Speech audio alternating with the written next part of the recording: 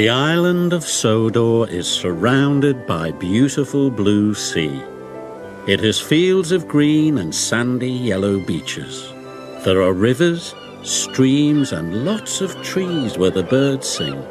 There are windmills and a coal mine and docks where visitors to the island arrive. The island also has lots and lots of railway lines. Who's that puffing down the track? It's Thomas. Hello, Thomas. Hello, everybody. Welcome to the island of Sodor.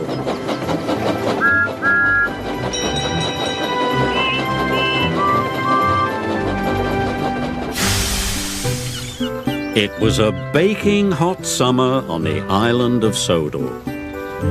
The sun was shining brightly. James and Toby were taking the children to the seaside. It was a wonderful job. All the engines liked seeing the children's happy faces, and they loved hearing them cheer when they saw the sea. Thomas wished he was taking the children to the seaside, but Thomas was taking a big tank of raspberry syrup to the ice cream factory. Down on the beach it was very hot, and the ice cream lady had run out of ice cream. So when Thomas arrived at the ice cream factory, the factory manager was waiting for him. "We have to make lots more ice cream," he cried. "You must go and get the cream, the chocolate and the strawberries."